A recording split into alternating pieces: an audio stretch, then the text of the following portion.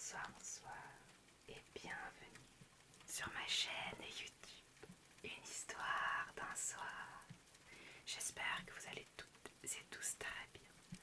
Aujourd'hui on se retrouve pour une nouvelle lecture où je vais continuer de lire Peter Pan, le chapitre 4 parce qu'on avait fait le chapitre 3 la dernière fois. Donc sans plus attendre, je vous propose de vous installer confortablement, de fermer vos yeux si vous le souhaitez et de commencer cette lecture avec le chapitre 4. Le voile jetant les ailes. La deuxième à droite et droit devant jusqu'au matin. Peter l'avait dit à Wendy. Elle est le chemin qui mène à l'imaginaire. Mais les oiseaux eux-mêmes, quand ils auraient emporté des cartes pour les consulter à la croisée des vents, auraient trouvé ces renseignements insuffisants. Peter, voyez-vous, avait l'habitude de dire tout ce qui lui passait par la tête. Au début, ses compagnons se fièrent aveuglément à lui. C'était si agréable de voler qu'ils perdirent beaucoup de temps à tournoyer autour des clochers et des tours, seulement pour le plaisir. John et Michael faisaient la course à travers les espaces célestes. C'était autrement formidable que de voler dans leur chambre. Dire qu'ils en étaient si fiers, il n'y a pas si longtemps. Pas si longtemps, mais encore. Depuis combien de temps déjà? Ils survolaient la mer quand cette question vint troubler Wendy. John estimait qu'il en était le deuxième, qu'il s'en était à la deuxième mer et à la troisième nuit. Tantôt il faisait sombre, tantôt clair, tantôt glacial, tantôt étouffant. Avait-il vraiment faim ou faisait-il seulement semblant parce que Peter avait un si drôle de moyen de les approvisionner? Cela consistait à poursuivre les oiseaux et à leur chipper la proie qu'ils tenaient dans leur bec quand elle était comestible pour l'homme. Les oiseaux essayaient de récupérer leurs biens, et c'était de folles poursuites sur de centaines de kilomètres qui se terminaient par un partage à l'amiable. Sans une légère inquiétude, Wendy observa que Peter ne semblait pas se douter que cette façon de gagner son pain quotidien n'était pas très régulière, ni qu'il existait d'autres manières de le faire. Quant à avoir sommeil, ils ne faisaient pas semblant. Ils avaient sommeil, et c'était dangereux, car dès qu'ils s'endormaient, plouf, ils tombaient. Pour comble, Peter trouvait cela amusant. Le voilà qui dégringole, s'écriait-il joyeusement, quand Michael chutait comme une pierre. Sauve-le, supplia Wendy, avec un regard affolé. Si loin là-bas en bas. Peter finissait toujours par plonger et rattrapait Michael juste au ras des flots. Son agilité tenait du miracle, mais il attendait toujours la dernière minute pour se porter à la rescousse. Et il était évident qu'il prenait plus d'intérêt à montrer son adresse qu'à sauver une vie humaine. En outre, étant d'humeur changeante, ce qui l'amusait en ce moment l'ennuyait l'instant d'après, et l'on se demandait s'il n'allait pas vous laisser choir à la prochaine occasion. Lui-même était capable de dormir sans tomber. Il se mettait tout simplement sur le dos et flottait, car il était excessivement léger. Vous auriez pu le faire avancer rien qu'en soufflant dessus. Montre-toi plus courtois avec lui, chuchota Wendy à John, alors qu'on jouait à suivre le guide. Qu'il cesse d'abord de crâner, répliqua John. Au jeu de suivre le guide, il fallait raser la crête des vagues et toucher au passage la queue des requins, de la même façon qu'on laisse courir sa main sur une rampe d'escalier. Peter était le seul à y réussir. les autres manquaient le but, ce qui, en effet, pouvait passer pour de la crânerie. Vous devez être aimable avec lui, insista Wendy auprès de ses frères. Que ferons-nous s'il nous abandonne? Nous retournerons en arrière, Michael. Et comment retrouverons-nous notre chemin sans son aide? En ce cas, nous poursuivrons dit John. Voilà justement ce qu'il y a de terrible, John. Nous serions obligés de continuer, parce que nous ne savons pas comment nous arrêter. C'était vrai, Peter avait oublié de leur montrer. John déclara que si le pire devait arriver, il ne leur resterait qu'à poursuivre droit devant eux, étant donné que la terre est ronde. Ils finiraient bien par se retrouver à un moment donné devant leur propre fenêtre. Et qui va nous donner à manger? J'ai fauché une jolie prise au bec de cet aigle, Wendy. Oui, John, au 20e essai, lui rappela sa sœur. Et même si nous devenions habiles à voler de la nourriture, tu vois bien, nous ne cessons pas de nous cogner au nuage quand il n'est pas là, pour nous prendre par la main. Effectivement, ils n'arrêtaient pas de se cogner.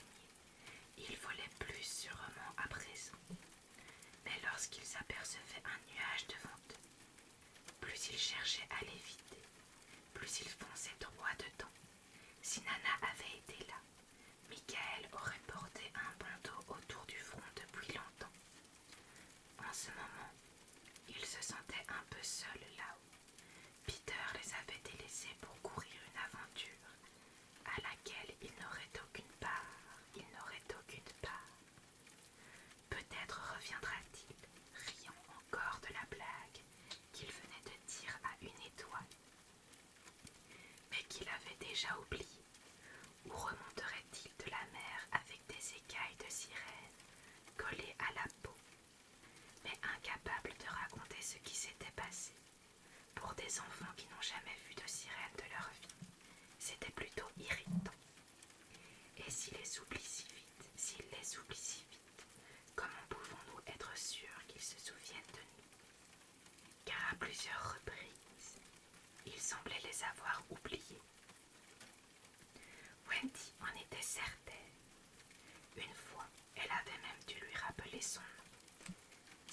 C'est moi, Wendy, avait-elle crié angoissée. Wendy, répondit-il désolé. Si jamais tu vois que je t'oublie, répète-moi ton nom sans arrêt, et je te reconnaîtrai. Ce n'était guère rassurant.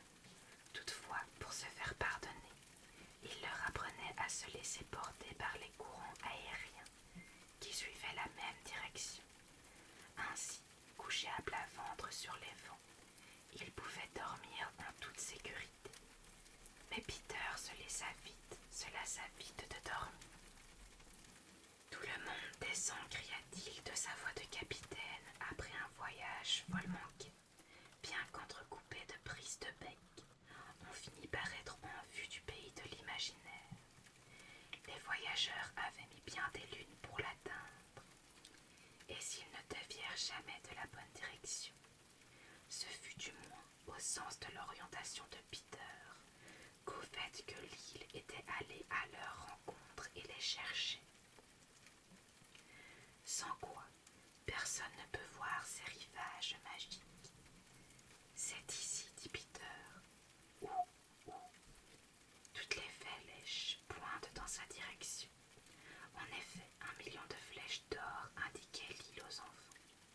C'étaient les rayons du soleil couchant qui voulaient rassurer ses petits amis avant de les quitter pour la nuit. Wendy, John et Michael, dressés en l'air sur la pointe des pieds, purent jeter leur premier coup d'œil sur l'île. Si curieux que cela paraisse, ils la reconnurent aussitôt, et jusqu'au moment où la peur allait s'emparer d'eux, ils ne cessèrent de la saluer joyeusement, non comme une chose à laquelle on a longtemps rêvé et que l'on voit enfin, mais plutôt comme un ami intime, chez qui l'on retourne régulièrement passer ses vacances. John, ta lagune. Wendy voit les tortues qui entourent leurs œufs dans les sables. John, j'aperçois ton flamant rose à la patte cassée. Regarde, Michael, ta grotte. John, qu'est-ce que c'est, ça là-bas, dans les taillis? Une louve avec ses petits. Wendy, je crois bien que c'est tes louveteaux. Que c'est ton louveteau. Mon bateau, John, avec ses flancs défoncés. Mais non, le tien, tu l'as brûlé. C'est quand même lui, John. Oh, je vois la fumée du camp des peaux rouges. Où? Montre-moi où. Et je te dirai s'ils sont sur le sentier de la guerre, à la façon dont s'échappe la fumée. Ici, de l'autre côté de la rivière mystérieuse. Ça y est, je la vois aussi. Oui, ils sont bien sur le sentier de la guerre. Peter se sentait un peu frustré. Il s'était si bien renseigné sur l'île, mais s'il voulait les épater, il tenait sa revanche à portée de la main, car ne vous ai-je pas dit que la peur allait bientôt s'emparer d'eux? Cela ne manqua de se produire lorsque les flèches d'or disparurent, laissant l'île dans l'obscurité. Même à la maison, à l'heure du coucher, le pays de l'imaginaire devenait toujours un peu sombre et inquiétant. Il rôdait des ombres noires. Le rugissement des fauves s'élevait menaçant, et l'on n'était plus du tout certain de remporter la victoire. Heureusement, il y avait les veilleuses, et l'on n'était pas fâché d'entendre Nana vous dire qu'est-ce que cette chose là-bas. C'était simplement le manteau de la cheminée. Et le pays de l'imaginaire, une pure invention.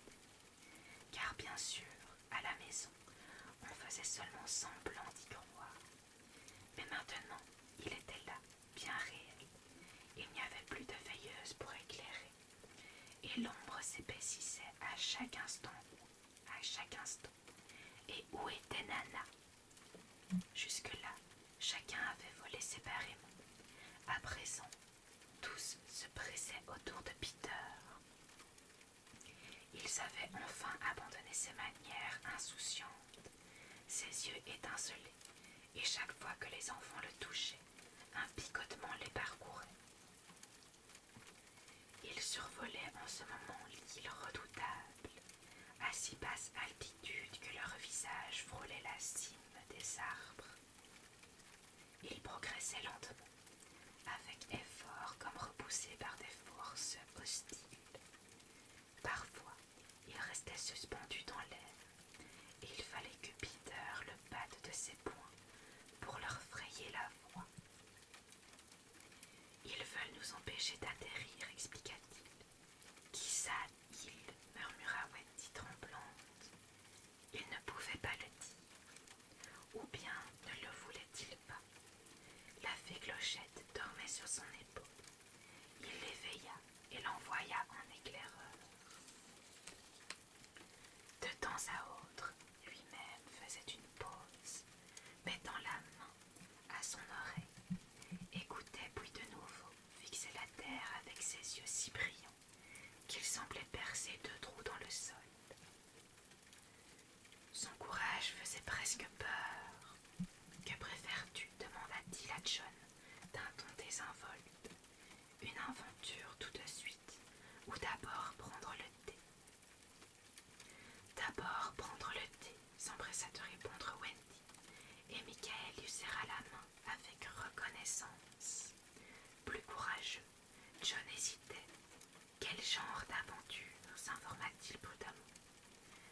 Il y a un pirate endormi dans la pampa, juste au-dessus de nous. Je ne le vois pas, dit John, au bout d'un moment. Moi, si. Et suppose, dit John, suppose qu'il se réveille. Comment? S'indigna Peter. Tu ne t'imagines pas que je le tuerai pendant qu'il dort. D'abord, je le réveillerai. Ensuite, je le tuerai. C'est toujours comme ça que je procède. Et tu en tues beaucoup.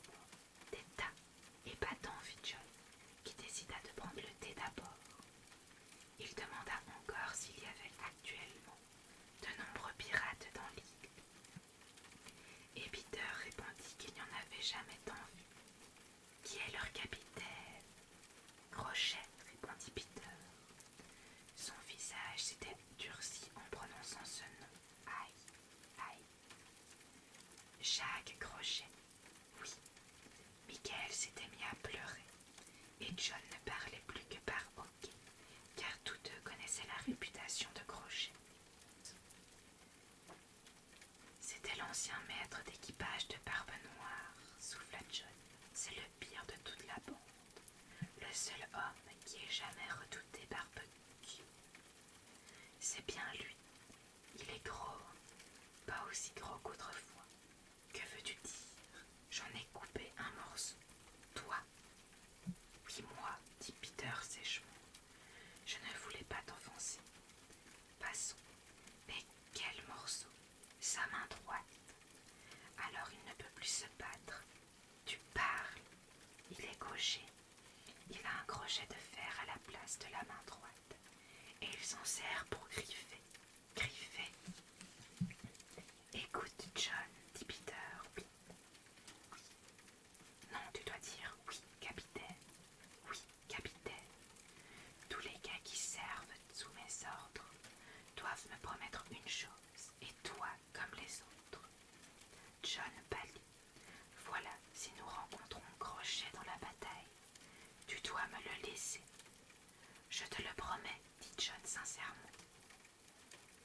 En ce moment, Clochette éclairait la route, et cela les rassurait de s'entre-apercevoir les uns les autres. Comme elle ne pouvait voler aussi lentement, elle volait en cercle autour d'eux et les entourait d'un halo de lumière. Wendy trouvait délicieux de se mouvoir dans un halo de lumière, mais son plaisir ne dura guère car Peter annonça soudain.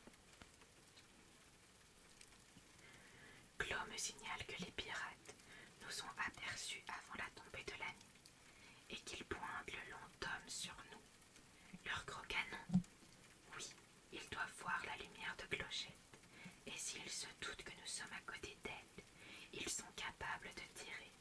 Wendy, John, Michael, dis-lui de s'éloigner, crièrent-ils en chœur. Mais Peter refusa. Elle pense que nous nous sommes trompés de route, et elle est plutôt effrayée. Je ne vais pas la chasser quand elle a peur tout de même, répliqua-t-il sèchement. Le cercle lumineux fut brisé un instant, et Peter sentit qu'on le pinçait amicalement.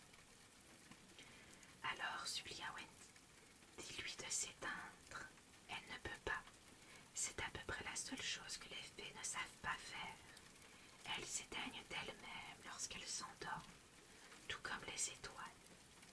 Alors dis-lui de s'endormir tout de suite, dit John. Elle ne peut pas dormir si elle n'a pas sommeil. C'est l'autre chose que les fées ne savent pas faire. En somme, les deux choses qui vaudraient la peine d'être faites, grommela John qui se sentit qu'on le pinçait, mais sans aménité. Si l'un d'entre nous a une poche, suggéra Peter, on pourrait la mettre dedans. Hélas, ils étaient partis si précipitamment qu'à eux quatre, ils ne pouvaient fournir une seule poche. Mais Peter trouva la solution, le haut de forme de John. Claude accepta de voyager en haut de forme, à condition qu'on la portât à la main. Elle espérait être portée par Peter, mais ce fut John qui s'en chargea. Puis, sous prétexte qu'il se cognait le genou en volant, il passa le chapeau à Wendy. Et comme Claude ne pouvait pas supporter de devoir quelque chose à Wendy, cette circonstance allait fatalement conduire à la catastrophe. Le haut de forme masquant complètement la lumière de la vie. Ils continuèrent à voler en silence. C'était le plus silencieux de tous les silences qu'ils aient jamais connus. Rompu seulement par un clapotis lointain sauvages se désaltérant à un quai, expliqua Peter.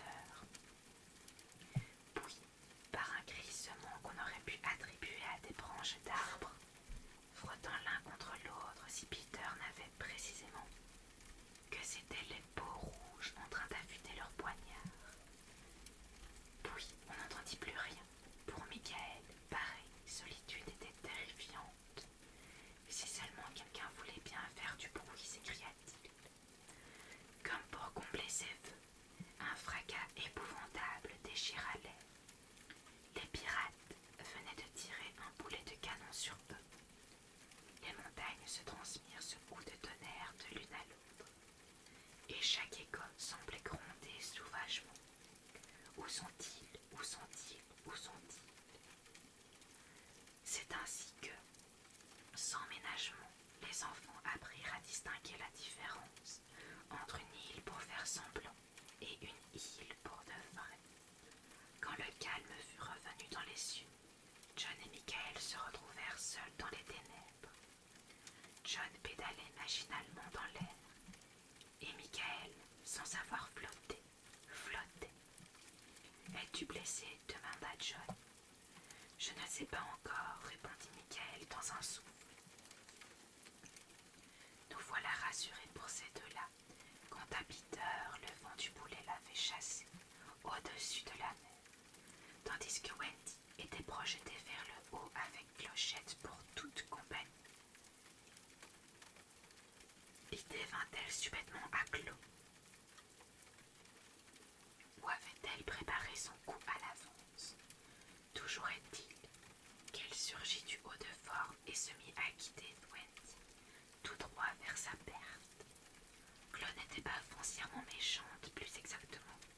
Elle était tantôt foncièrement méchante, tantôt foncièrement bonne.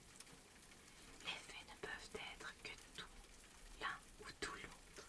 Elles sont si petites qu'il n'y aura jamais de place en elles pour plusieurs sentiments à la fois. Néanmoins, il leur est permis de changer, à condition de changer complètement. Clochette était maintenant toute jalousie à l'égard de Wendy. Elle tintinabulait dans sa langue des mots que Wendy ne pouvait comprendre et qui sonnaient agréablement à l'oreille. Mais je n'oserais affirmer que ses propos fussent tout à fait aimables.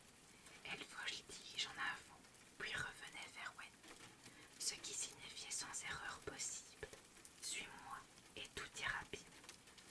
Wendy n'avait pas le choix. Elle appela Peter, John et Michael. Seul les comme au cœur lui répondait. Elle ignorait encore que la fée lui vouait une haine farouche, une vraie haine de femme, désorientée, hésitante dans son vol.